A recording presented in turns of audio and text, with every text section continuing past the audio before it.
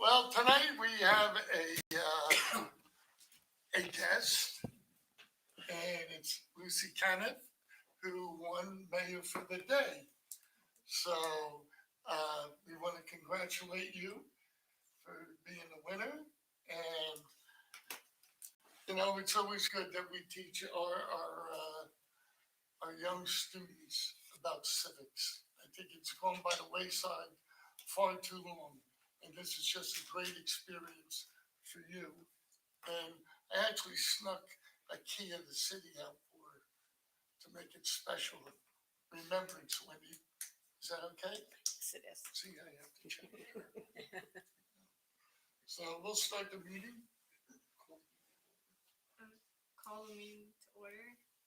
Say roll call. Roll call. Speak. Mr. DeSarno? Here. Mrs. Joffrey? Here. Mayor Morgan? Here. Mr. Munoz? Present. Mrs. McKnight? Here. Mrs. Belisca? Present.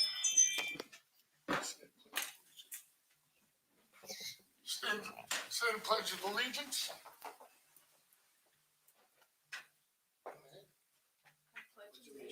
To the flag of the United States of America and to the republic for which it stands, one nation, under God, indivisible, with liberty and justice for all.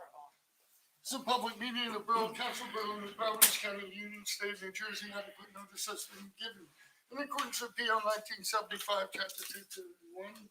That annual notice of revision was made in conformance with Section 13 of the Act.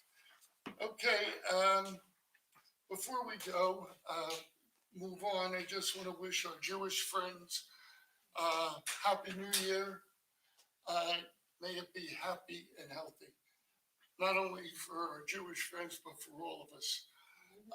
Also, as you know, Governor Florio passed away a few days ago. I met him a good number of times. He was a really, really nice guy. So if we could stand up and have a moment of silence, please.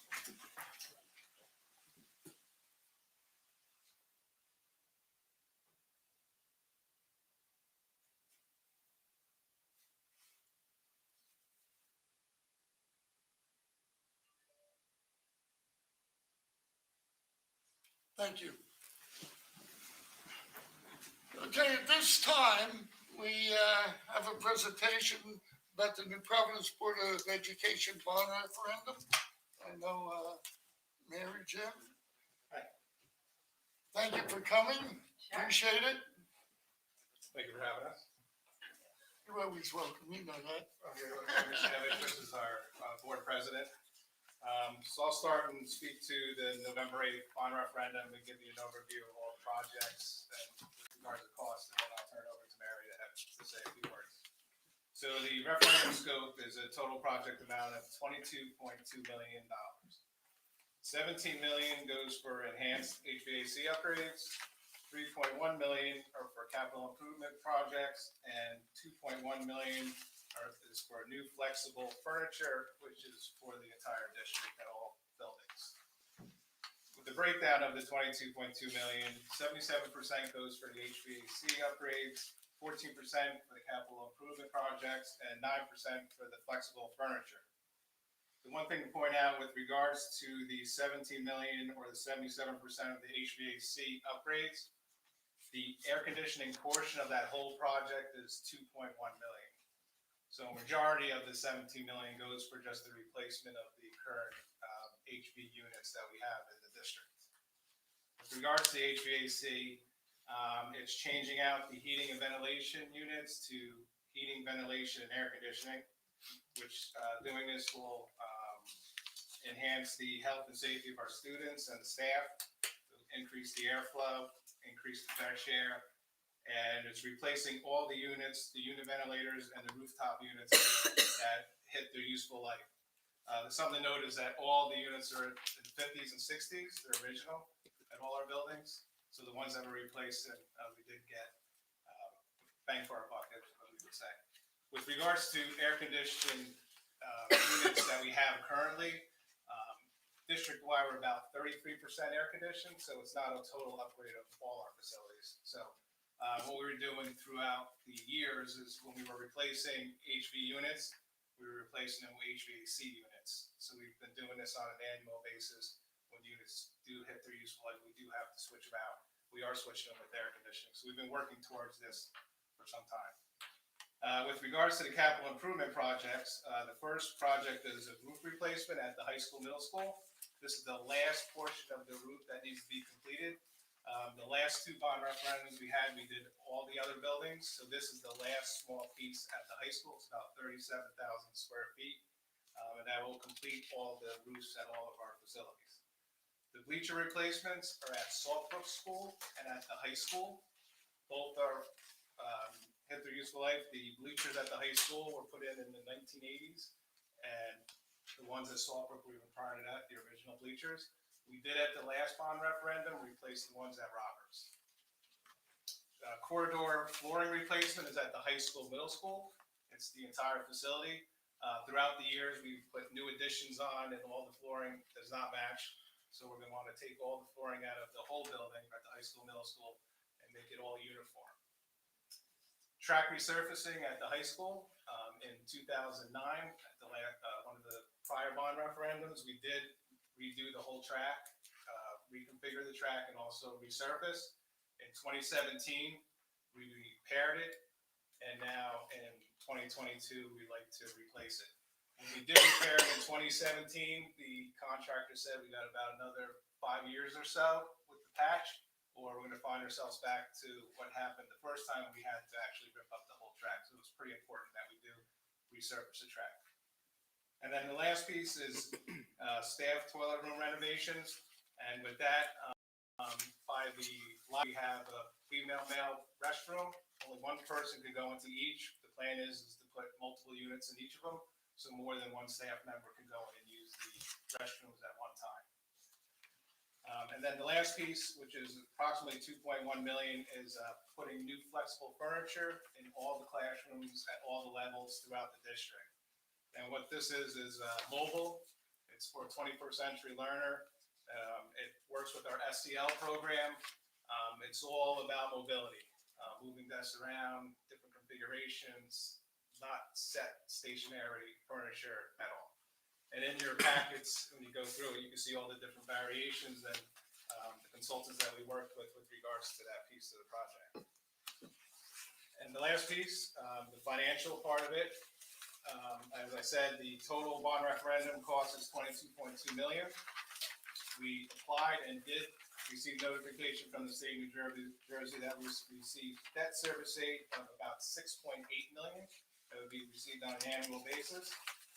So what that means for an average home of market value of $643,000, which is an assessed value of $303,000, it would cost the average home $217 a year, or approximately $18 a month for this bond referendum. The one thing I do want to note is that we do have bonds coming off the books in August of 2025. And when that does come off the books, the actual increase that you'll see goes down to about $52 a year when you take the new debt or the old debt off the books and the new debt on. The reason why we're going out earlier is with regards to the HVAC that we want to get moving on it quickly.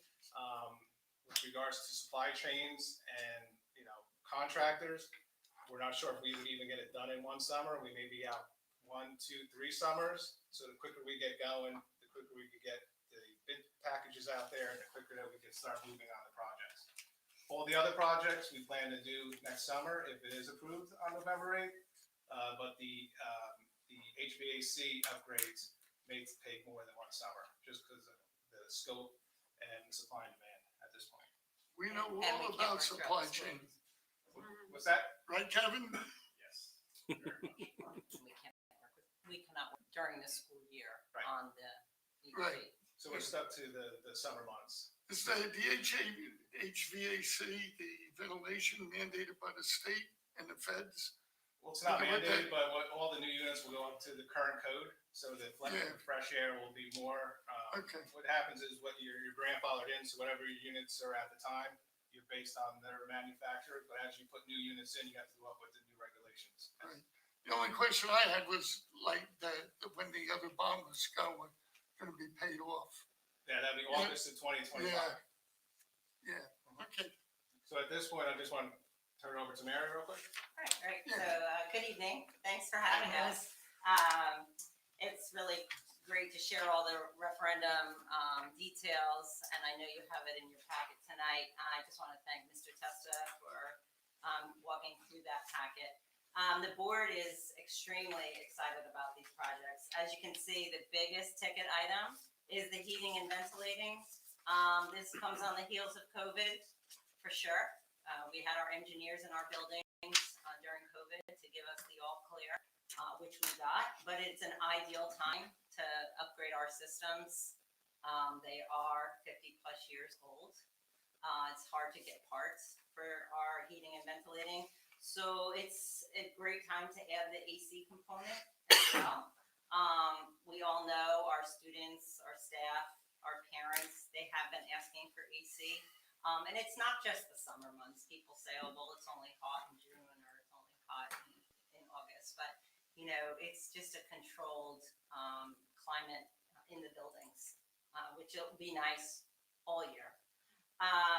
So this is a great time to do that. With regards to the furniture, I just want to make note, and I know Mayor has been around a bit longer than I have. So it is the original desks and chairs. And so this new furniture is adding the flexibility and the versatility for the students as well as our teachers. And we kind of all know once our students and teachers become collaborative and engaged emotionally, there's going to be better success in performance. So Jim pointed out that in your packet, there's different, sure, you can move the furniture in rows for testing, and then you can do small groups.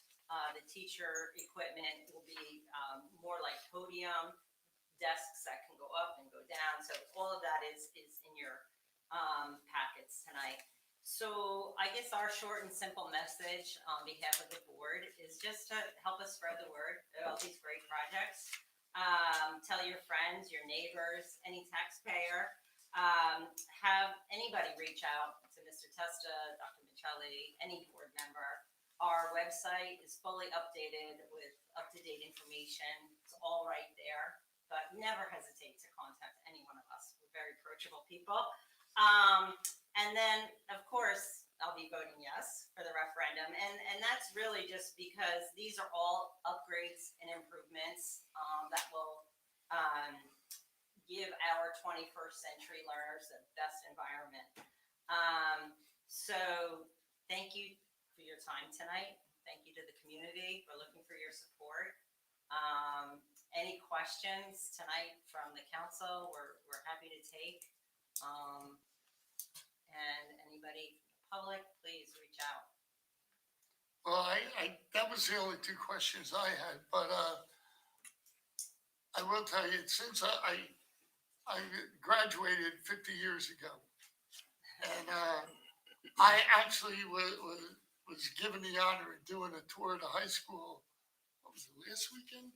For our class reunion. And as much as the high school looked the same, there were so many differences. The chorus room, the orchestra room, the TV studio, the media center, the food room, the science classes are incredible. And back then we didn't have the middle school there, but everybody was extremely impressed with the high school. And they were very proud to be pioneers. So I want to thank you guys for doing a good job. You know, I know a lot of people have comments about it, but you know what? I've been on the board years ago, and it's not an easy job. So I just want to thank you for all that you've done. And now my grandkids are in the schools. All four of my kids went through the schools. So thank you. Oh, you're welcome. The Board of Ed has always done a great job of coming below the 2% cap. And we can sit here and talk about numbers all the time, but when you have an actual student from our school sitting as mayor for the day, right? All of these improvements, they're all going to affect her, right? She's the one that's going to benefit. from all of this. So thank you for all the work you put into this. Well, Mayor, you have any questions? No, you're good. You're good. And I Go believe, visit the STEM wing at the high school. That has all new furniture, and we're basically going to turn the district into that mobile furniture. and I believe there are pictures on the website too. And there's a dedicated page on the website, Yes. NPSD, K-12, NJ.org, right? If you go to the main page, you can click on the bond referendum. So the new furniture, so that's throughout all of the schools, K K through 12. through 12. Now, it may change in variation at the elementary level to the high school, middle school level, but yes. Okay. 'Cause I know in kindergarten, they kind of just have like the different desk areas, so probably it'll just be that same kind of large desk configurations in the kindergarten, and then it'll just go up and vary depending on the kids, Right, the grades. right. Yeah, we leave it up to the principals, and they went out to the manufacturer and started looking at different furniture, but to your point, at the lower levels, it'll be more desk type. More tabletop. Setups or tabletops, and then as you move up the different grade levels, it might switch a little bit. Excellent. But it's all about mobility, wheels, moving things around, having the kids move around, they want to stand up, sit down. That's the one thing that they found with all the studies, how kids learn and stuff. So all the kids are benefiting, which is excellent. All. K-12. Pre-K. And completely safe, the wheels, they stop. They do well. Yeah, well, that's up for discussion for the younger grades compared to the older grades, but yes, Thank you so much. thank you. Yeah, Thank you, appreciate I'll it. spread the word. Thank you. will do. Thank you. Okay, need approval of minutes for September 13th. Have a motion, please. So moved. Second, Second. all in favor? Aye. No, so be it. Correspondence, Township of Freelandheisen. This is interesting. Yeah. This is a municipality that wanted to get start their own fire department. And it's a small town out in western New Jersey. And they couldn't come up with the funds and didn't have the resources. So they were asking current departments if they had any excess or used equipment that we needed. So why don't we talk to Vinny and see if we have anything? We all have to help each other out once in a while, and I know we get new equipment all the time, so let's see what we can do if we can help them out. New Jersey Transit informational hearing for senior and disabled residents transportation, 35 Grant Realty, Board of Adjustment, and Township of Chatham Land Development Ordinance. Any comments? Seeing none, we'll go to Council Business Diversity Committee. Diane. It's actually maybe. Names for swapped. I'll take that one. Oh, okay. Resolution 2022-253 is a resolution approving request of the New Providence Diversity Committee to support National Native American Heritage Month and Diwali Festival of Lights. There's one little addition to that as well. It's participation in the Scarecrow Stroll and Contest.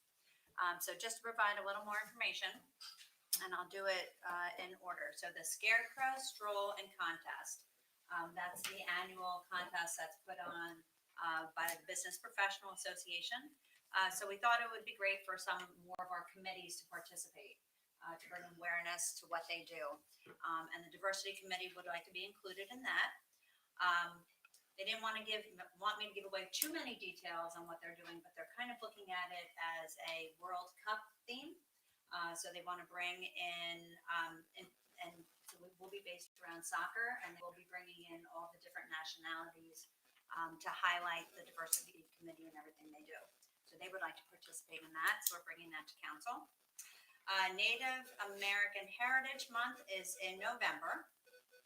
And it's celebrated to honor the remarkable Native Americans who have contributed to improve the character of our nation. So this month is also referred to as American Indian and Alaskan Native Heritage Month. and November is the time to rejoice in the diverse and rich cultures. So this year, the Diversity Committee is going to be creating a resource guide of the various heritage resources that are out there to spread awareness about tribes and to educate people about the various challenges faced by the Native Americans in the past and today. And so they will have a resource guide that will be put out, I believe, on their Facebook page, and we'll also tie it into our borough website. For an actual gathering, we'll be partnering with the library again, just like we did with Hispanic Heritage Month.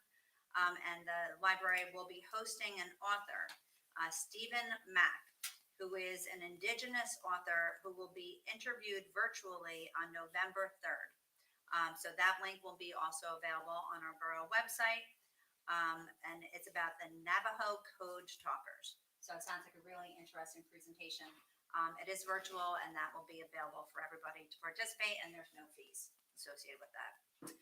Next is Diwali, which is a festival of lights. So for anybody who doesn't know, Diwali is one of the major religious festivals in Hinduism, Jainism, and the name is derived, I'm sorry, I was trying to read without my glasses, but I can't. The name is derived from the Sanskrit term Dipali, meaning row of lights. So the festival generally symbolizes the victory of light over darkness.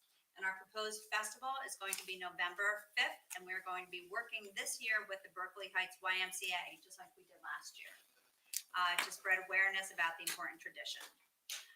So we'll be offering an afternoon of performances and arts and crafts.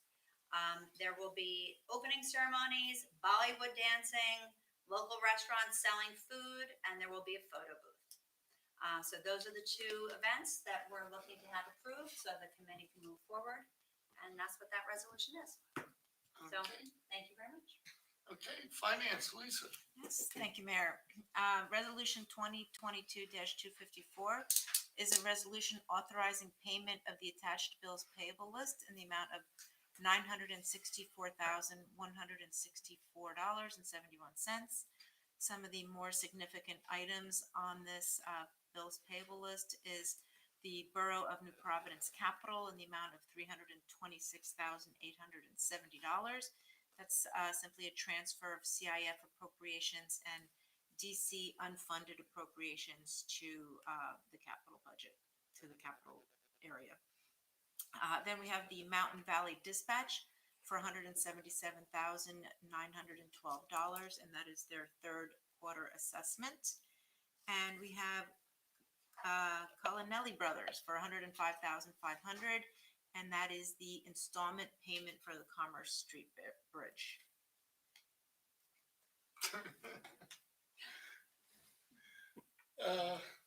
Legal, Rob. Thank you, Mr. Mayor. Resolution 2022-255 is a resolution authorizing the lease termination agreement between the Borough of New Providence and PPAC Gladstone Bank for 1243 Springfield Avenue. The borough owns that property right next door to the old historical school. They used to be our borough hall. We've leased it to PPAC Gladstone for a number of years, but they are moving to Summit beginning October 1st. So as of October 1st, we'll be taking over that property, and they're going to pay us the last 3 months of rent in one lump sum. At this point, the borough has no immediate plans for that building, but we have some ideas in mind. Okay, mental health, Lisa. Thank you, Mayor. Resolution 2022-256 is a resolution approving request of the New Providence Mental Health Advocacy and Education Committee to support and sponsor events during the month of October 2022. Specifically, what they are looking to do is hold or sponsor a QPR training, which is question, persuade, refer. And a while back, Nadine, myself, and I believe Matt and Diane sat in on the QPR training, and it really was an amazing training. Basically, what they're doing here is to provide training for someone to be able to recognize, assist, and refer someone who's in crisis, specifically suicide crisis. so important for all, not just folks that work with young people, but for everyone. You know, we all know young folks, we all mentor, we live next door to them, we are related to them, they're all around us, and it is so important that we be able to recognize, right? To recognize when, if there's a problem and if there is a crisis there, and then to be able to refer them to help. So that's going to be on October 14th at 7 o'clock, and it's via Zoom. And what else? We have a couple other things. The scarecrow contest, the pumpkin carving contest, and the street fair. Those are all events that the committee would like to participate in to raise awareness of their committee and become part of the community. Just one, can I jump in one Yeah. second? So the scarecrow contest, again, like I just mentioned, we're trying to use this to build awareness. And asking them, I asked them a little bit what their theme is. They've kind of been going around like a brain, a healthy brain. So they're, watch for their scarecrow to have kind of a brain theme associated with it. Again, just to get the awareness out there of what that committee is. Their unofficial motto is "Be kind to your mind." Yes. So we'll be going with the Be Kind to Your Mind theme. So we'll be seeing, I believe also the Municipal Alliance is also going to be participating in the Scarecrow contest this year. So we'll be having many more participants. When is the due date for that? That's a good question. The scarecrow. The Scarecrow contest, I think, they go October up 8th. the middle of October, early October, and they will be displayed on every one of the light poles downtown. People can go into any of the shops and vote for their favorite scarecrow, and that, I believe, goes on through the rest of the month. So it should be a very good turnout for a scarecrow contest this year for our BPA. Okay. Personnel, Rob. Thank you, Mr. Mayor. Resolution 2022-257 is a salary resolution regarding our Borough Administrator Bernadette Cuccaro. In June of this year, Bernadette became a certified municipal manager. This resolution brings up her salary to reflect that important certification that she was able to get. And I just want to be clear, this is just a one-time event for Bernadette. We're not going to be doing a borough-wide assessment of our employees. This is just specifically for Bernadette to recognize that she is now a certified municipal manager. May I ask a couple of quick questions regarding the resolution? Rob, I appreciate you clarifying that because I think that's important. This is being done because of that certification that she received. So it's not from an equity standpoint with our other employees. That's the rationale for doing this off-cycle increase. Would that be correct? That's correct. Okay, that's good to understand. The other quick question I have, and I think it's an important one, and perhaps Lisa, if you would like to comment, you may be in the best position as our finance representative. We're obviously going to be going into a tough budget cycle, obviously numerous budgetary pressures from an inflationary standpoint. Do you have any comments from your perspective of? Yeah, I mean, those are all obviously factors that we've considered when we look at salary increases. But in the scheme of things, the amount that we're increasing is the middle of the budget, and we feel that it can be easily handled within the excess funds that we have available. Thank you. I think that those are two important things. And then the one thing that I think, Rob, you touched on this, if I'm not mistaken, is that, an employee relationship must be a win-win, right? Employee, employer. And I think there's obviously limits and there's certain things that are feasible for the town to do and certain limits that we have as a small community, quite frankly. So I think it's important that there's a realization or expectation that we're kind of quickly approaching those limits, I think. Yeah, I mean, even with this bump up, she's still below county average. But again, we are a small town, right? And our budget is limited. So I think, this resolution takes that into consideration. Thank you very much. Okay. We have two raffle requests, RA 1174 and 1175 for Robbie World Foundation. I know they're going to have a fundraiser, and then I think it's on the 15th.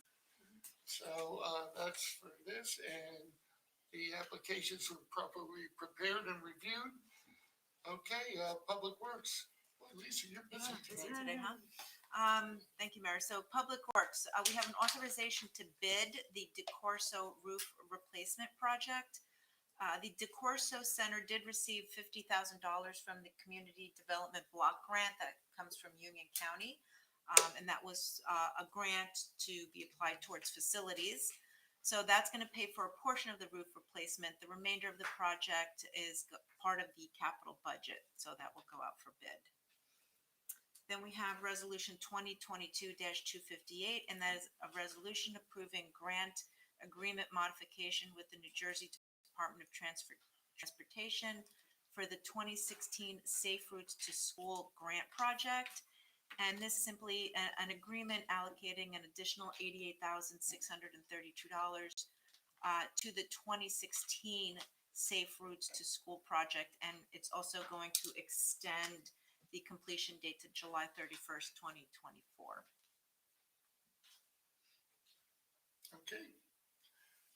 We have discussion items on ordinance 14. And that's the review of the master plan. And this came up, I know we looked at it, the master plan, this was done in 2014, Keith? Yes, sorry. I know it started, I wasn't even mayor then, but you went through everything, you, McKinley, Margaret, Debbie, Kevin, you went through the whole plan.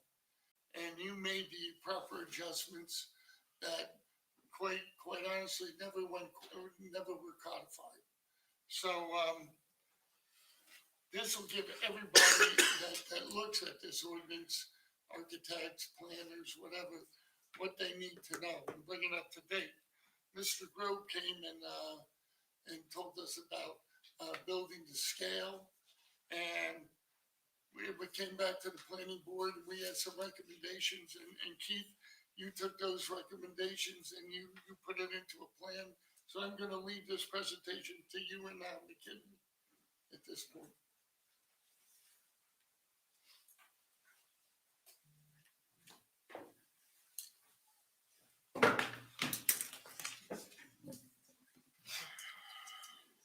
At the recent planning board hearing, the planning board did agree that there were some concerns, and it really, the height and the number, the height was the concern that was brought back to the planning board.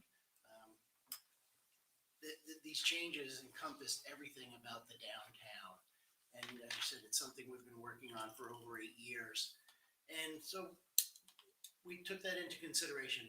There was the 45 feet, and it's a big change because the current ordinance permits 30 feet in the downtown. We took that into consideration. What we were trying to achieve was to allow redevelopment or investment in the downtown and get to some 3-story buildings in the downtown. And we've revised that 45-foot target, and we're recommending the council approves a number at 38 feet in height, still the 3-story buildings. We've worked with architecturally, we know we can fit a 3-story building in there. It'll still look appropriate. It's still a scale to the buildings that are exist currently in the downtown. Long time coming. When there was room for discussion, and unfortunately we had tabled it for a few years too long. Now that we've brought it back up, now it's fresh in everybody's mind again, and all of a sudden that 45-foot popped up. But we can achieve our goals and still provide an opportunity for property owners to make investments in the downtown. And so our recommendation is to alter that maximum building height to 38 feet for the commercial business district. Well, I read all the information. I saw pictures that you made. Thank you for all the work that you did, because pictures speaks 1,000 words. It is hell. But I think 38 is the correct height. I'm looking at the municipal center over here, that's 38 feet. You're gonna need 38 feet because you're gonna need the parapets to hide all the, air conditioning units, all the utilities up on the roof, right? Yes. Yeah, so I think that's really where we want to go. And I think this accomplishes everybody's goal. You know, I think it's a great compromise. I personally thought 45 is way too high. Way too high for the downtown.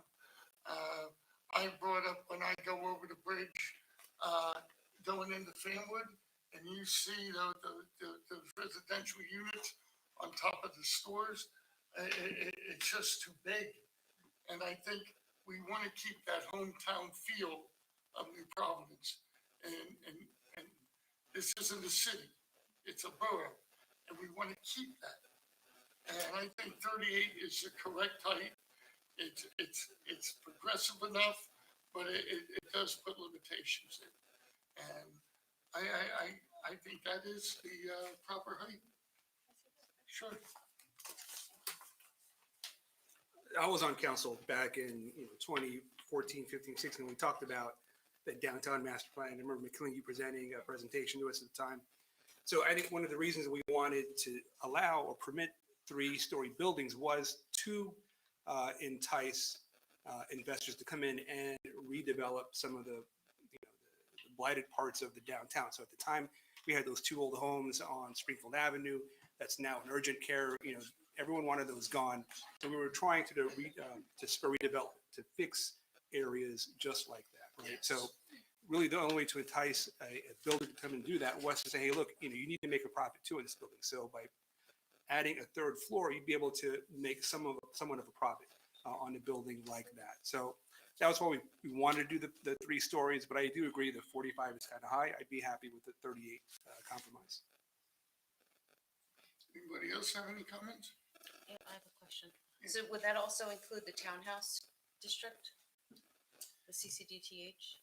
Yes. Yeah, we'll lower. Okay, so any, because I think there were, They were consistent standards and we'll make sure that they remain Okay. consistent at 38 feet. yeah, I was making my notes. So that was a question. And then the 38 accommodates for the 3 floors. Correct.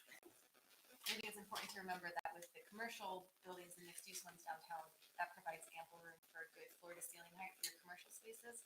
But also your residential, they're not gonna be too cramped, because we don't want to see like 8-foot really cramped ceiling height. So this will give plenty of room for both types of development.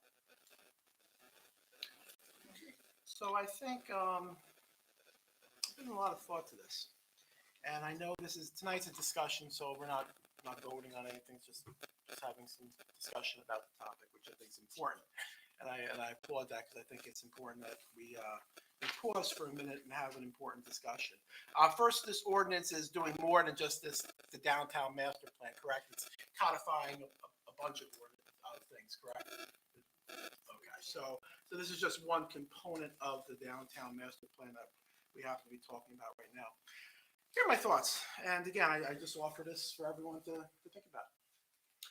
When I think about our downtown, the words I most often hear are quaint, charming, and vibrant. We came through COVID, I think, better than most. We didn't have the vacancies that other downtowns have had. Some high-profile downtowns, by the way. We have seen investment already in recent years in our town with a 1-story building. The urgent care, if I'm not mistaken, is 1-story. So it's been proven to be economically feasible to invest in our downtown at 1-story. We don't need 3 to make it economically feasible. What is right for Summit, Berkeley Heights, Westfield, good for them. This is New Providence. And I happen to think we have something extremely unique and extremely special in our quaint and charming downtown. I kind of see this as unnecessary. And I think that the conversation actually should be just the opposite. In the coming future, and soon to be future, we're going to have hundreds of new residents in town. Should we be talking about parking more should we be talking about pedestrian safety more? I know when I drive down Springfield Avenue, I am on heightened alert. I see mid-block crossings by the church, by Starbucks, by the hardware store. So to add a third floor story with additional, parking needs, additional volume, I just see as unnecessary at this time. Thank you. Any other comments? I just have a question. Yeah. So the buildings that are downtown now, like, because I just don't know off the top of my head, how tall is like Barth's and how tall is Wells Fargo Bank? Like, how tall, if I were to be looking down South Street, what heights am I looking at there now? And how many stories? Bart's and Wells Fargo are each between 32 and 35 feet high. Okay, and they are 2 stories. Correct. The single stories, you're probably looking to the top of the parapet, around 15 feet. 15 to 18, I would say. 18, right? Yeah. And Very that tall. example was the Provident Bank, it was the most recent construction, it's 1 story, Okay, and how high is that? 18 feet typical. What does the, just going around that corner, the Verizon, just out of curiosity? The older corner, Okay, yeah, I'm just trying to get like a right, visual. no in more mind. than that 15 or 18 feet, Okay, probably 18, because they have a large facade. okay. above the Yeah, window. because they are kind of, it just kind of Mhm. looks, okay, excellent. And we do have this comparison. I don't know if everybody else got a chance to see this. This is a great visual of other buildings around here and how tall they are. Okay, awesome. Thank you so much. Okay, I'm gonna open this up I do have a now. question. Yeah, I just was wondering, Keith, what brought this up? Like, so was there pushback from potential business owners or existing business owners that are looking for this additional height, or? Well, I'm just 10 years wondering ago, how 10 years how ago, this there was came no about. interest, there was no interest in the buildings in the downtown. There were no property owners coming to us saying, what can I do here? It was that economic, that trigger to say, whether it's somebody coming from the outside and looking at a property as, here's some value to this site, or the current owner of a mall on the corner of Springfield. What can I do to expand my space? And there has been interest. Keith and I have both met with property owners who have wanted to expand the buildings but didn't want to go to the zoning board to seek the height variance. So they ended up either abandoning the project or sticking with it, whatever it was. One of the elements of this master plan, this downtown change, is to allow residential above commercial.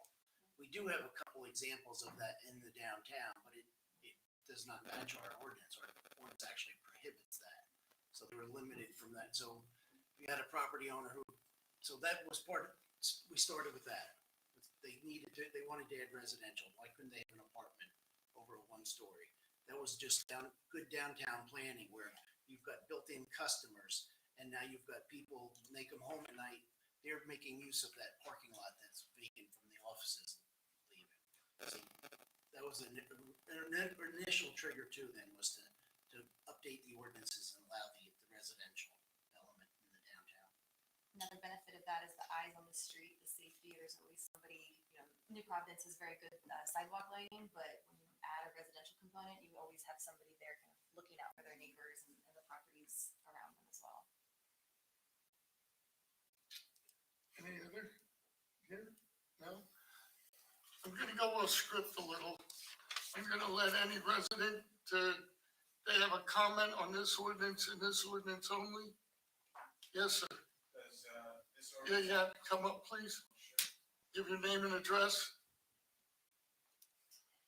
Can I sit, sir? Sure. Okay, thank you. Does this ordinance have anything to do with Tall Oaks Drive? No, Absolutely not? no, Okay. I'll just speak later then, thank you. okay. Yeah, Jeff.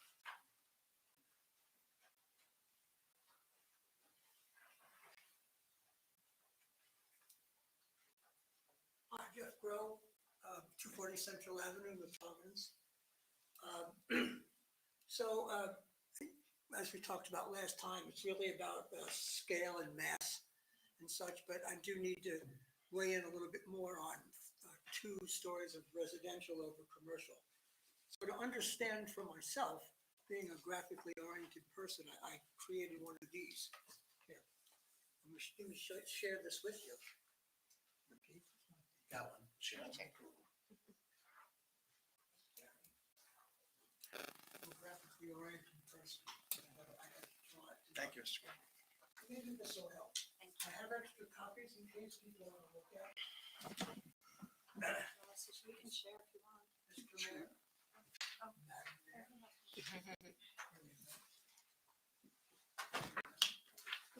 Diane and I can share. We can share. Sure, here's an extra one, Jeff. We can share. Al and I can share. Oh, we can.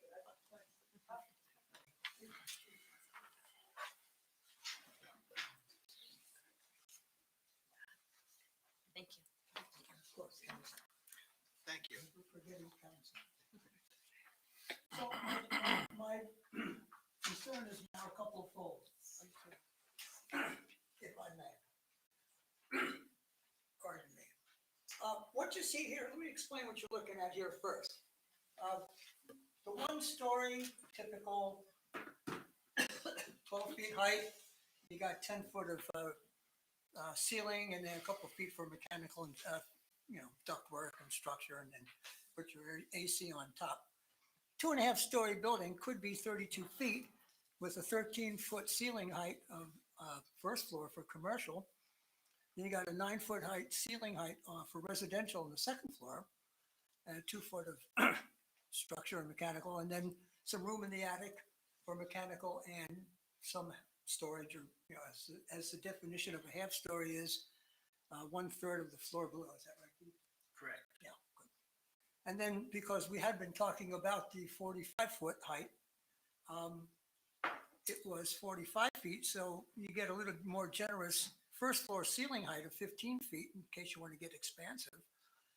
3 feet of mechanical and structural, 10-foot residential on the second floor for ceiling height, and then 9 feet on the third floor, like Al said, a parapet for hiding the mechanical up top, but that makes 45 feet. But I think there's some other issues now in play. Going from 1 story with no residential downtown to 2 stories or 2.5 with a permitted residential unit on the second floor already is a very big deal. That in and of itself is a huge incremental addition to the downtown. And I think that in and of itself is something that you should consider by itself. You should say, wait a second, should we stop there for a minute and think about that and see if that should suffice? I think that can be done and should be done and be evaluated, because my next thing is that there's a lot of properties in the downtown area that even with some shared parking probably wouldn't be able to accommodate enough parking for more than 1 floor of residential above commercial, and have both commercial be accommodated and 1 apartment or 2 apartments upstairs be accommodated in parking as well. So that could be self-limiting right in and of itself. I think you can change the ordinance later again if you find that that's working, and you can then permit 3, as Keith was outlining, to go to 38 feet and 3 stories. But adding that second story of residentials to make it 3 floors total, going from what we have now, which is none, and a 30-foot building height and no residential, you're missing a step. You really are missing the step of taking the step where you put 1 floor of residential, which I agree is a good thing, and probably can be accommodated, as Councilman Sarno was saying. You do have the opportunity to do up to 30 feet, and look what it's done so far, not much. But I think that we really want to be very, very careful. I go back to what I said again last time. You don't get a do-over on this. There's no oops, I guess we guessed wrong here. Maybe we should stuff the genie back in the bottle. There is no ability to do that if it if it turns out that it was not the right thing to do. You know, the old proverb in real estate, when buying real estate, you know, the proverb is start low and go up slow.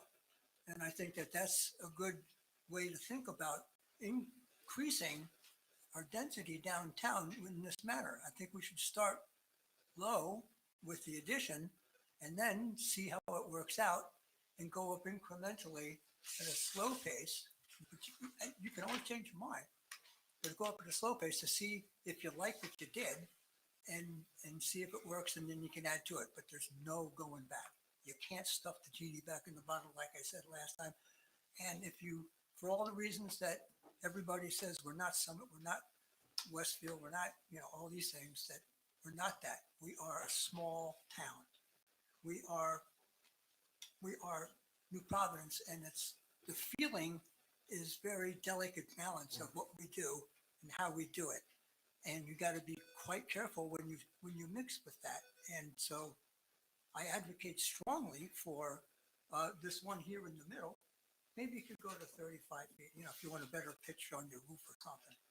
But one floor of commercial and one floor of residential downtown is a huge deal. And I think you should consider that strongly before going from 0 to 100 right off the bat. I think that's way too much, way too fast without really testing the waters and seeing how it goes. You can always change it, but you can't go back. So with that, if you got any questions for me, I'd be happy to entertain them. And if anybody out there in TV land wants to, No. there's plenty of them here. I got a big printer. Okay, no questions, self-explanatory. Okay. Thank you. Thank you. Again, Thank once you so again, Thank you. as always, thank you for your time. Thank you so much. I'll take Any- minutes for myself. Yeah, Bob. You have a bum foot, you can sit there. Okay, I'm still actually. okay.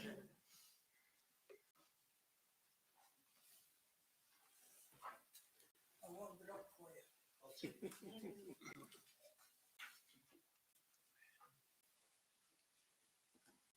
Bob Conley, 415 Elkwood Avenue.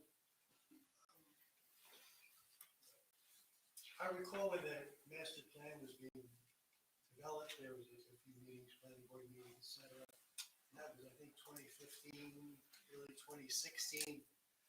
Then it seemed to sit on a shelf.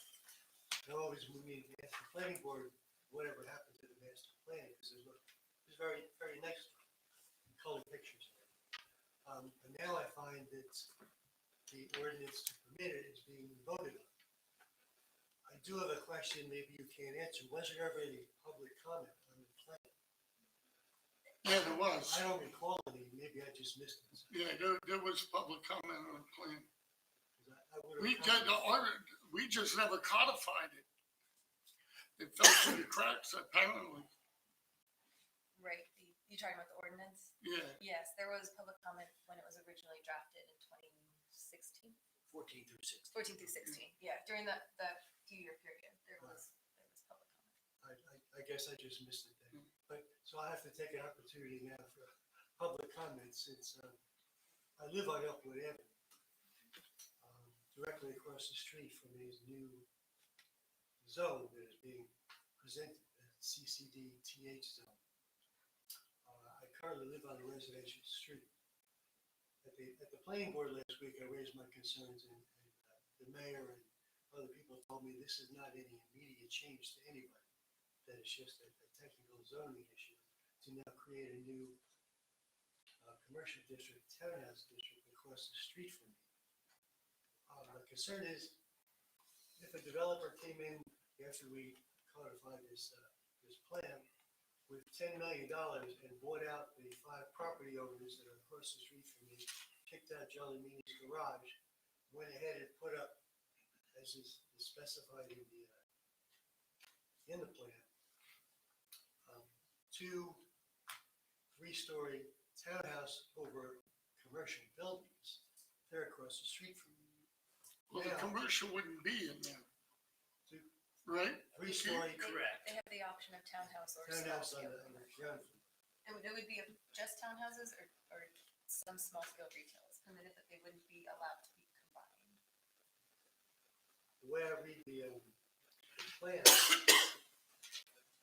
it says actually specifies 8 to 10 townhouses in two separate buildings below Upwood Avenue.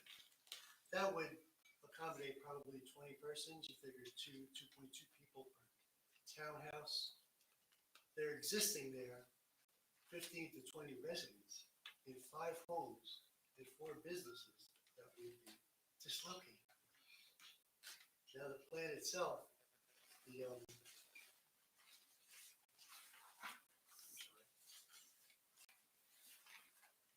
page 92 of the zoning ordinance talks about the CCD-TH, the Central Townhouse District, which is strictly limited to this part of Upwood Avenue and a tiny slice on Gales Drive. It describes this new zoning as the CCD-TH Central Community Commercial Townhouse is intended to attract more residential users to this CCD district, providing a nearby customer base for businesses within easy walking distance. You're displacing, in effect, 15 to 20 people to bring in 20 people. I think that description is just disingenuous. It's a good idea if you're reclaiming swampland or repurposing an unused shopping mall to say, yes, we can put in townhouses with some retail on the bottom. That's all a win-win for everybody. This plan just takes 18 people here, moves them out, puts 18 to 20 people here, and says you're gaining a benefit. Meanwhile, you've lost four established small businesses. I just don't see a need at all at this point for the townhouse district as described as existing on Upwood Avenue. Personal friend, I enjoy, people talk about New Providence being a small town. I agree. I love this place. Been here 29 years. For 29 years, I've been looking out my front door, and what do I see in the morning? I see the sun coming up over the senior citizens apartment. I've got homes across the street, and my horizon is a tree line that goes all the way to Mountain Avenue. This plan would allow, worst case scenario, me opening my front door, looking at a now 38-foot probable brick building with a townhouse owner looking down at me. No more trees, no more horizon on the back end of the commercial district. So if my neighbors were here, if my neighbors were aware of this plan, I think they'd be here with me. That's why I asked about public comment, because I don't recall the public comment, but I guess I'm speaking for all those folks. Okay, Any questions for me? no, Okay. thank you, Bob. Thank you. Thank you very much. Go ahead, Alan.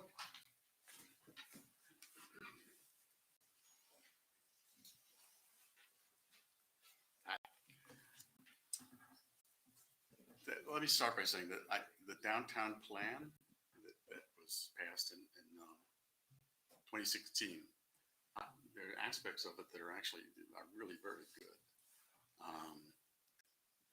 Jeff alluded to a couple of them, and not Jeff, at any rate, it might have been Peter. I think it was you, Peter. I'm sorry. And that was that the issues related to pedestrians, mid-block crossings,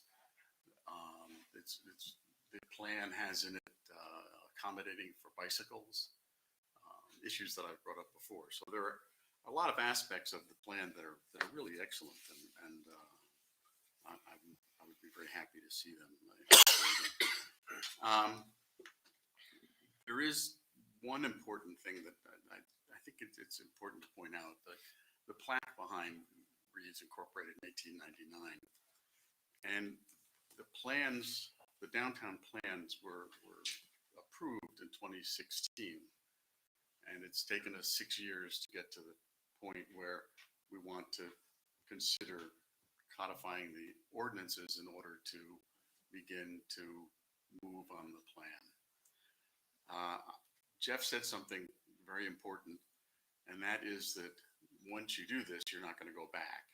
So that when we look at the incorporation in 1899, you need to look at these changes that you're gonna make in the downtown. They're forever for us, Well, basically. quite honestly, it's a living document and it can be changed. I'm sorry? It can be changed Oh, okay. in the future. It's a living document. It gets looked at every couple of years. Or if something comes up, Keith gives us a heads up, or McKinley, and they'll make recommendations to us that we could change it. I understand that you could change ordinances Oh, you anytime. just said We're just talking it's about in what's happening. perpetuity, and it's- We're talking about what's it's, happening right now. Yeah. So if there was a change in the future, once this is established, then I'm sure we'll have comments then as well. The reason I bring this up is that, as Jeff pointed out, that once you do this, again, it's basically forever. But that's what I said. It isn't forever. You can change it. It's a living document. I don't know that. I mean, if you pass it and you say that, okay, this is what we're going to be doing, these are the ordinances, there's no guarantee that that's going to change. Why would you pass ordinances saying, well, when it comes up in the future, we'll go ahead and change it if we have to? Alan, I mean- we revise ordinances all the time. I'm not sure that we're speaking the same language here. This is the document that's on the table now. I'm trying to Right, comment and on you that. keep saying that it's there forever, and I'm The saying, potential is that it would be there without changes. How's that? I'm not trying to argue with you. I'm not. but this you're isn't- making a fact, you're making a statement that's not correct. Okay. I understand that these ordinance will be put into place and they would be subject to change in the future. Right. Okay, so what I want to say is that it's important that we might as well start and do it right to begin with.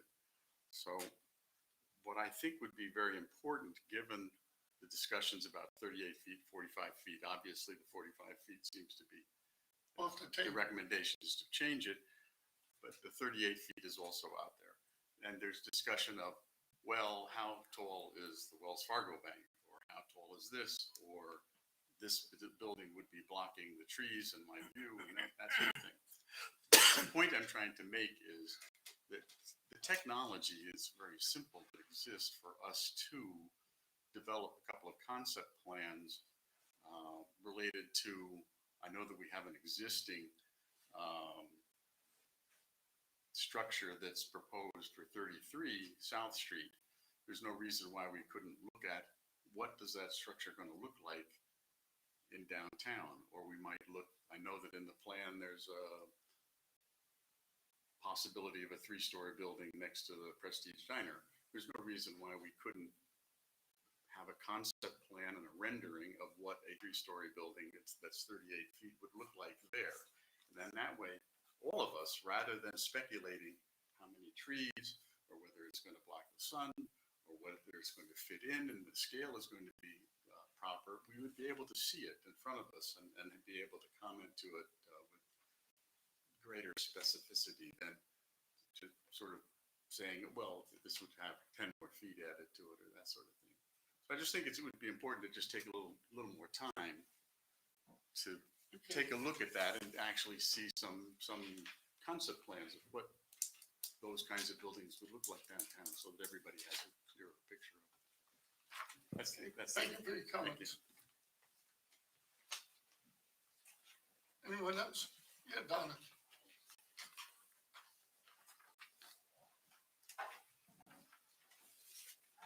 Donna Green, 54 Brookside Drive.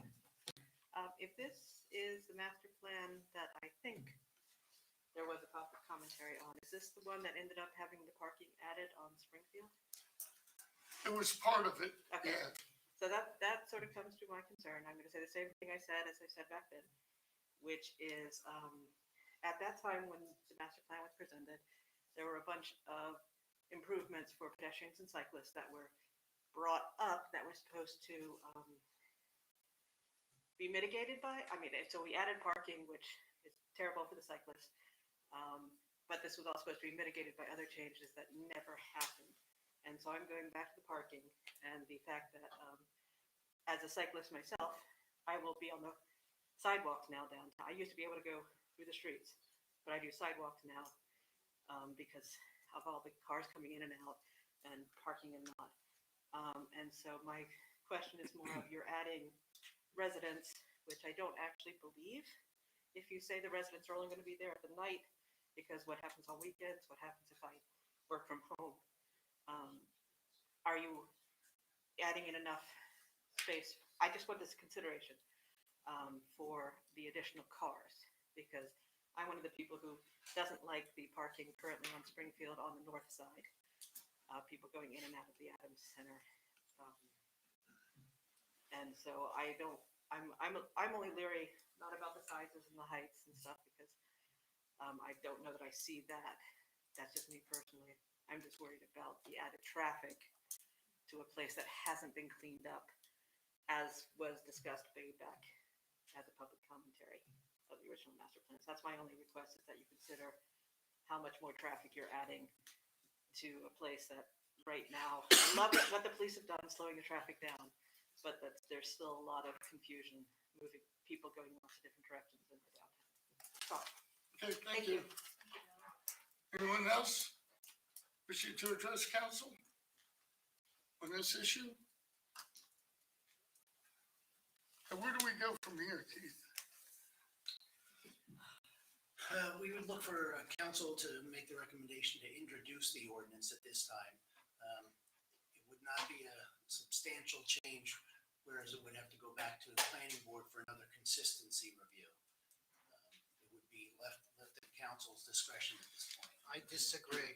Do you have a change in opinion? I think it's a significant change, and it's going to be a different ordinance. I mean, you've introduced the ordinance, that's going to have to be withdrawn. And now you're proposing a change in that ordinance, which makes it a new ordinance. And I recognize, this is a recommendation, but, the planning board did not simply say, make it 38 feet. They just made a recommendation. So now you're going to have a different ordinance than one that was previously introduced. And I think, and this is something that I was discussing today with Wendy. I think it's required, but it's also it's the safe thing to do. Yeah, I was wondering, we never did introduce the ordinance, so. Yes, you did. Did we? Yeah, we did. Yeah, that's why it was at the planning board, because you Right. introduced it at Okay. your September. Right. So I think you have to withdraw by motion that ordinance as it's currently written, because that's not the one that's going to be enacted. And I think at the next meeting, you'll have to introduce, and then it has to go back for review and adopt at the next meeting after. Okay. I'll send you another 300-page document. But with only that change that you mentioned. So we're gonna withdraw it because it has the 45-foot limit and it's reduced to 38 feet, 3 stories. Right. Okay. Okay. Okay. We can schedule it. What do you need a motion from us? To withdraw. Paul, can I, do we need to, like, you're saying reintroduce it at 38? I heard me being one of them, differences of opinion. Does that have to be voted on, what we reintroduce it at, or how does that work?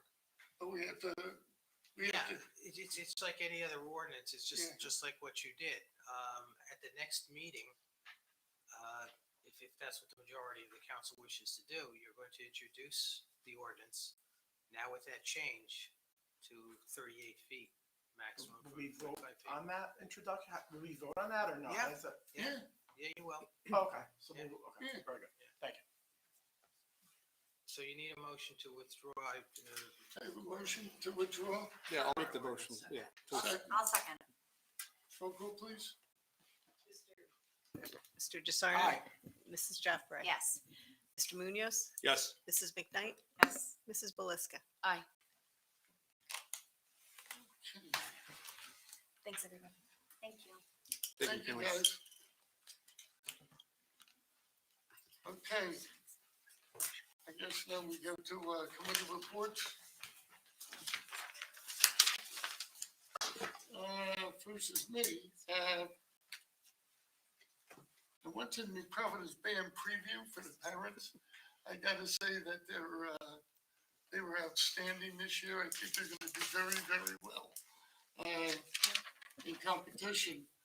Father Francisco was installed at OLP as, their new pastor.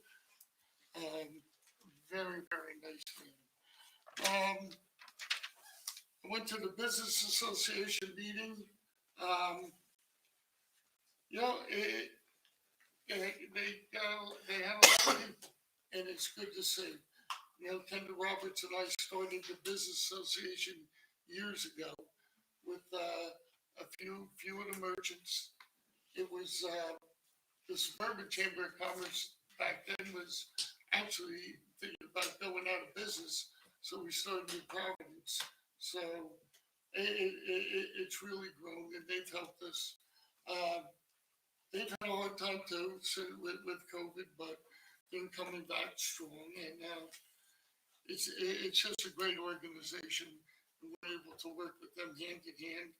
I know they work with the PBA a lot, guys, and being a small business owner myself, I'm proud to be part of that organization. And we did the ribbon cutting at the bakehouse, which was really good. So what we needed was a good bakery in town. So Joe provided it for us. So that's really all I have.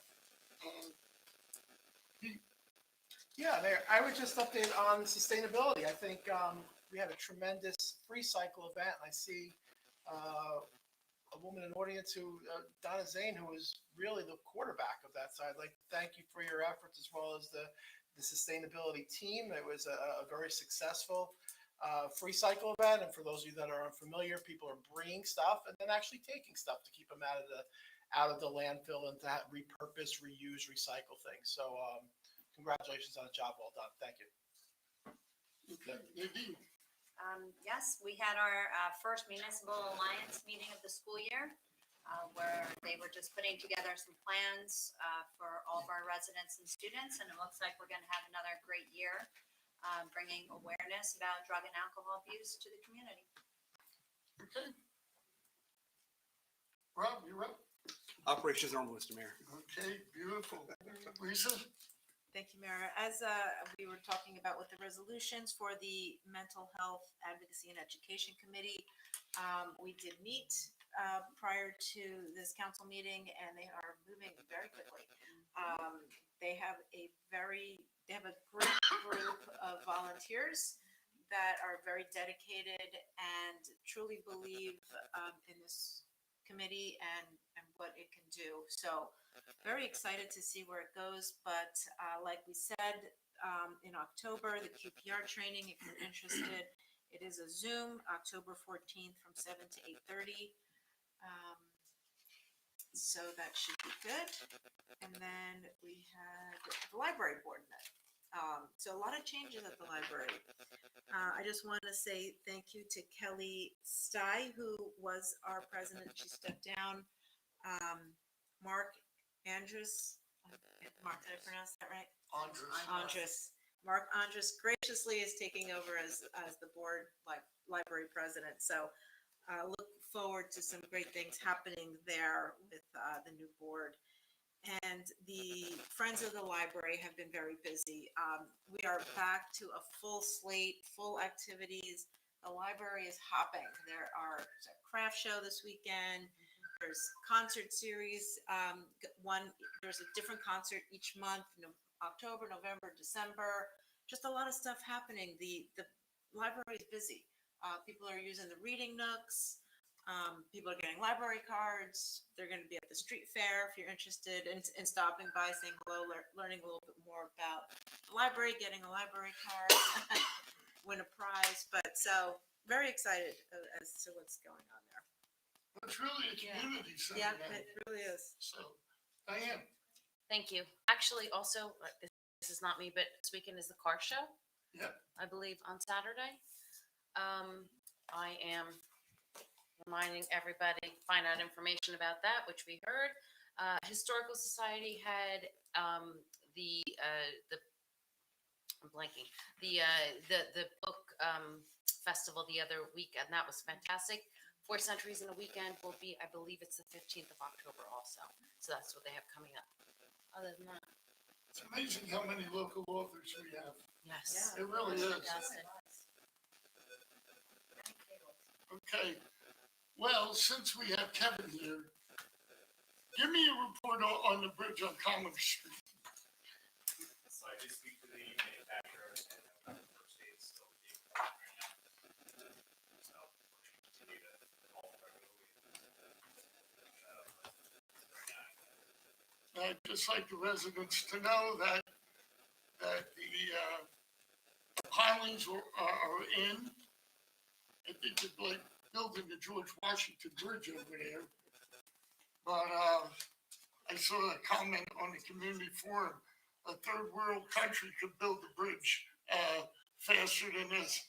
Yeah, well, that may be, but they don't have to work with DOT, DEP, the state, and guess what? This one's not gonna wash away. So, they poured the concrete footings, right? Yes. Everything's in? Yeah, so everything is in, ready. Basically, November 1st comes, the bridge and truck will be delivered on a flatbed truck. It's basically picked up and plopped right onto the bridge box, concrete foundation that are there now. And then the area around is condition stored, so Okay. that all happens pretty quickly once the bridge arrives. Okay. There's not much more I can say.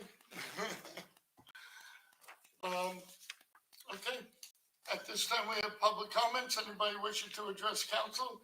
You're up. Yes, please. Sure. Yes. Hi. Thanks for taking the time. Sure. Good evening. Heard a lot of great words tonight. Borough is quaint, charming, and that's what we love about Tall Oaks Drive. My name is Paul Caruso, and I live at 41 Tall Oaks Drive. They have 29 years. We bought there because it's beautiful, charming trees and the character. Residents were concerned about speeding, but police studies indicated that there really wasn't an issue. So I'm asking, have the town come up with proposals for sidewalks when no one on the street has been consulted? And are you putting sidewalks on Old Oak, Division, on Seven Oaks along Mountain Avenue to Division? Are those streets also an issue? It's a concern of ours. I have a signed petition here from neighbors from Division down to 87 Tall Oaks stating that they do not want sidewalks. And we'd like to start an open dialogue with the town, with all of the residents on Tall Oaks Drive, not just one or two. So I don't know if you want me to submit, I have a copy. You can give that to Wendy. And the petition just touches on basically what I just said. There's 26 residents signed here with their email addresses. They're completely against the widening of the street and construction, because what would happen, the street's narrow at that point, above 87 Tall Oaks. And this would mean loss of mature trees that are 100 years old, this big. And when you take a tree out that big, because the property slants, I understand. trees like that, they drink hundreds of gallons of water a day. So you're gonna have runoff, like it happened up the street, a woman's basement now floods. And the aesthetics of that, cutting into I mentioned the trees, excuse me. I'm trying to be succinct here. In addition to that, along that side of the street, which is the north side, there are gardens, there are plantings, and a fence. I mean, hundreds of feet of that, and that'd be all destroyed. And that's the reason why the people in that street bought in that street, is for that. And to put a sidewalk in, which would destroy that. And also would turn Tall Oaks into a major thoroughfare, not the quaint street that it is. And, the shade, the trees provide for the homes. Excuse me, were you here at the listening sessions that we had for the track up at Tall Oaks? I was here, I listened, and it got off track because there was 3 people involved that wanted sidewalks. I got 26 people involved. Okay, that's, yeah, Yeah. listen, So I'm just, we're here I'm to passionate. listen. I'm just passionate. Yeah, about no, I get it. it. I love the neighborhood. I love the I street. understand. Please don't change it. I understand completely. Thank you. And, you know, we'll pass this on. We'll talk to the traffic people in the police department, you know. Listen, I get it. Fantastic. Thank you. But people still speed. In fact, Well, you I know, will say one thing. I made it very clear when we start doing enforcement up there, 9 times out of 10, it's the residents that live there. And guess what? The next morning, one of those residents, I won't say who it was, got nailed, got written up, and was mad at us for giving them a ticket because it was their street. Really? And you know, this is what we have to deal with. Right. And these guys in the back have to deal with this all the time. Yeah, I think that individual that deserved the ticket. I don't know who it was. No, and I'm not gonna mention the name, but just to, you know, it would just be horrible. It would be like a devastating thing. I appreciate your understand. time and thank you for understanding. No problem, Paul. Thank you very Thanks much. for coming down. Yeah, thanks for listening, folks. Thank you. Good Thank you so evening. much. Thank you. And while we're on the subject, we did say that we were gonna do a listening session again in the fall. So we'll probably do it in November. But you know, there's been a lot of upgrades and a lot of improvement in the traffic safety area.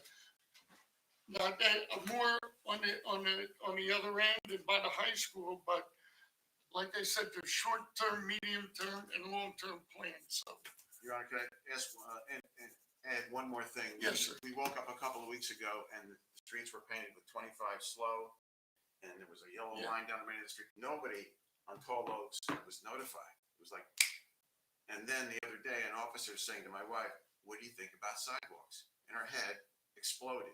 So now there's a concern with these 26 people. The truck's gonna show up one morning and start ripping trees down to put sidewalks in, which we don't want. yeah, That's no, why I'm here. I understand what you're So, saying. I mean, if you're gonna do something, give us a notice, let us know what's going Well, the on. 25 that on the pavement is Oh, yeah, that's a good thing, but we didn't know about it, so, but in this document, the New Providence, New Jersey Traffic and Circulation Plan, page 28, it talks about sidewalks on Tall Oaks Drive, so people's heads were exploding, and that's why I'm here tonight. I got it. We'd like to have a conversation and maybe, That's and it fine. was great to hear that you say that things are fluid, things get written in, but they can be removed. Right. That's great to hear, because this is something we'd really like to remove. Well, you know, we can set up a meeting with Sergeant Diamond That'd be great. and you know, and go through it. Thanks very much. Okay, no Thank you. problem. Good evening. Thank you so much. Thank you. Anyone else wishing to address council? Yes, sir.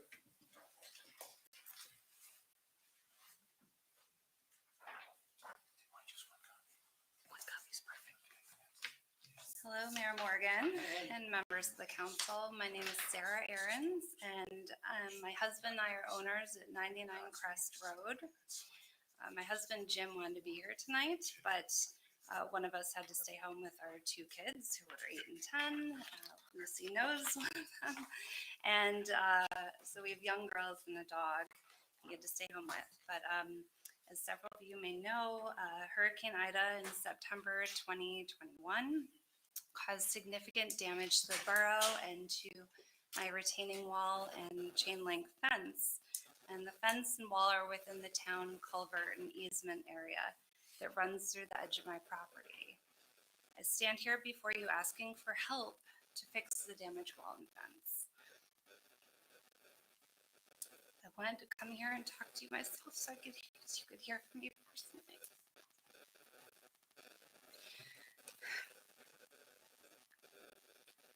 Relax. Want some water? Yeah, thanks. Specifically, the help that I'm asking from you is to get the FEMA money allocated to this project to replace both the fence and the retaining wall. As you know, FEMA's willing to pay 90% of the cost of the retaining wall and the fence and rebuilding with structurally sound materials that are allowed in flood hazard areas. Please note that a chain link fence is actually not allowed in flood hazard areas, but my husband and I are willing to do whatever is reasonable to have this happen. So one, we're willing to pay for the remaining 10%, up to $7,000 of the project that FEMA does not cover, to make this cost $0 to the borough. Our budget is very limited.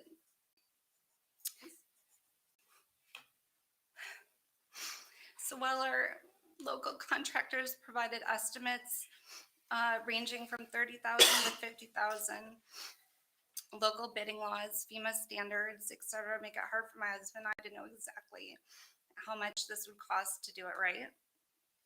All we do know is that we're stretched very thin. We don't have a lot of tissue.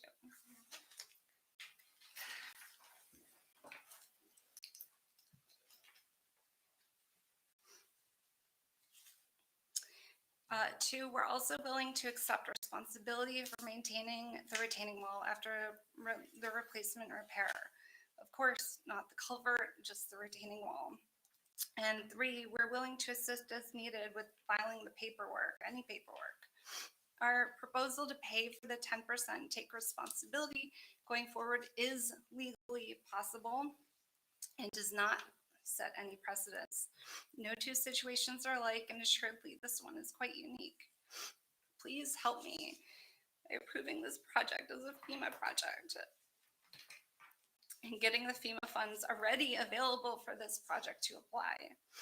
We need this wall fixed immediately before the next storm makes the problem even worse. In summary, with the council's approval to have the project allocated FEMA funds along with our proposal, this would equate to $0 cost to the borough, $0 responsibility to the borough for the wall in the future, elimination of risk and safety hazard, and management of this erosion and collapse before it becomes an even bigger problem. So I respectfully leave you, Council President Jeff Roy as the Vice Chair for Public Safety, Councilman Munoz is the Vice Chair for Engineering and Construction, Councilwoman McKnight is the Vice Chair for Finance, Councilman DeSarno, Councilwoman Belisca, and Mayor Morgan, and Honorary Mayor Lucy, with our personal appeal for your help. Thank you. Thank you. We spoke, and I said that we have to be guided by our attorney who's here.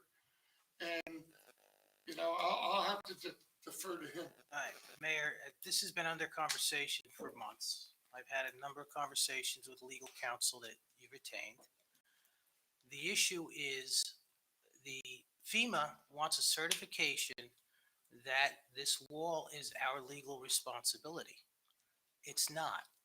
That's the problem I have with it. The wall, I'm not unsympathetic to the situation, believe me. And if FEMA would be willing to allocate the funds, I don't have any, and I'm sure the council has no objection to it. But the wall is on your property. It's within an easement area, but it's a sanitary sewer easement, and the wall does not have anything to do with that sewer easement. So we cannot certify to FEMA that it is our legal liability or responsibility. My understanding, and Chief Henn has been the person dealing with FEMA, not me directly, but that FEMA will only allocate that 90% if we tell them and certify it is our legal responsibility, and I can't do that. I don't know how to get around that. Why not? I'm not understanding why you can't certify it. Because it's not. I can't certify something or have the council or council members certify something that's not true. If we did something like that, we would effectively be defrauding FEMA. And I can imagine the repercussions that we would have in the future. I can't, what you're saying is we should provide FEMA with a statement that says it is our legal responsibility, even though it is not. I think just that you're accepting responsibility, and I'm happy to take that responsibility over after the repair. If FEMA was willing to accept a statement that we will accept responsibility, if FEMA would approve that, I don't have an objection to it, but my understanding is not what FEMA is seeking from us. They don't want us to say, we are accepting legal responsibility. FEMA will just give us the money. Now, I did question, I mean, FEMA gives money to private residents Yeah, I too. was gonna ask that same thing. Has there been any attempt by you or your council, and I did not discuss this with your council, to get FEMA assistance yourself? I did try. And what was their? Very difficult to interact. As They're not, Chief, or it's no different for the town. Chief Hen will in attest to dealing his with it. difficulty. No, and believe me, I understand that and I accept that. It's a federal bureaucracy. But it's the same for us. We're dealing with FEMA too. And I simply can't sit here and say to you, myself or anyone else will certify to something to FEMA that's not true. I would never ask you to certify something that's not true. Look, I understand you're desperate, and like I said, I'm not unsympathetic, but this is the position I'm afraid I find myself in. I'm the legal counsel. I have to accept that responsibility. If FEMA would say, okay, it's not your legal responsibility, but if you'll take it on, we'll give you the money for the wall, I don't think I have any objection to that because we're not defrauding, but that's not what FEMA has been telling us. That was my understanding from Chief Hen, that as long as the I'll town talk takes to the chief again tomorrow. responsibility. I will talk to him again, but believe me, I've had a number of conversations with him, with your council. This is not something that's just come up. This has been going on, I think, since the spring at least. So it's been looked at, it's been evaluated. If there's a way to do it, and I can tell you, Chief Hen very much would like to have this done. I know. And he's I think doing, we all would. yeah, and he's doing everything in his communications with them. And it's just fallen to the point where it's, frankly, it's come to me to say, we have this issue about the legality of it. And I did not get any contrary argument, I'll say, from your council. They're not suggesting that this wall is our legal responsibility. They're like you, can't we find a way around it? And I'm all open to any suggestions, but as it stands now, I'm afraid this is where I find myself. I will have another conversation with the chief. And if we can reach out to FEMA again, I don't have a problem reaching out to them, but this is where I find us. Sarah, what exactly has FEMA told you as a private resident? They gave me like $50 to get an estimate for something and then kind of dropped it. That you shouldn't have dropped it. No, I didn't drop it. Wow. It was, very hard to work with FEMA. They're not the easiest people to work with, to be honest with you. And sometimes we wait 3 years or more to get money from them. I know Sandy, it took about 4 or 5 years to get money from them. Yeah. So they're not the easiest people to work with. I mean, they come here and they give you a pony show. Oh, we'll do this, that, and the other thing. And then when it comes down to brass tacks, everything gets held up with paperwork and all sorts of things. Kevin, you deal with FEMA. Have you have any insights? They are difficult. I would say hire professionals. And that's more money that she really doesn't have to spend. So, okay. Yeah, Paul, if you could talk to the chief, see if there's any way we can help her out. Okay, we'll communicate with you. Okay, Sarah? Thank you. Sorry, we can't do more.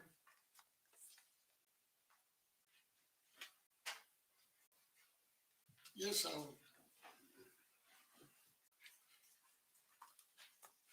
Hi, Alan Swanson. I live on Overhill Road, 2 houses up from Tall Oaks. And I'm going to support You left. that a sidewalk doesn't belong on Tall Oaks. I've lived there now for 22 years. I've lived in New Providence 22 years and quite a bit of them on Overhill.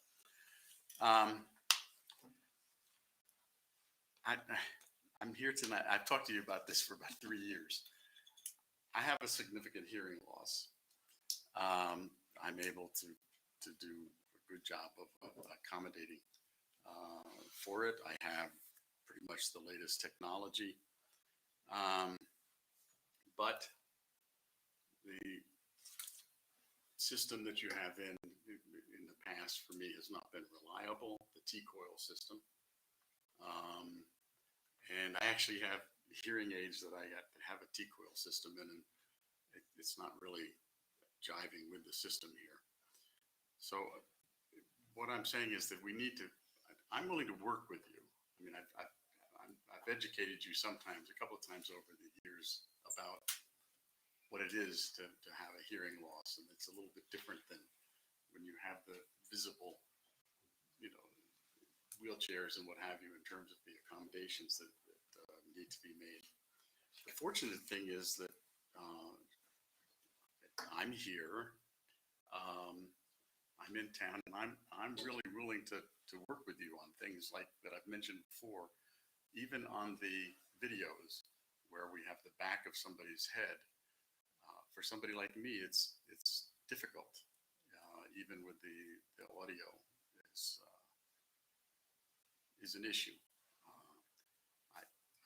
It's an issue that I'd like to work out with you and try to make sure that the accommodations that you have are going to take into account people with hearing loss.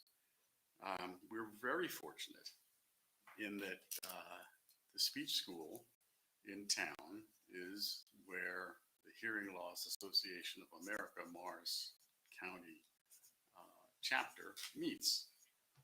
And I actually went to my first meeting with them. They haven't met in public in over 2 years, and so I went. It was on the Saturday of the free cycle. I spent a little bit of time over there and then went over to that meeting.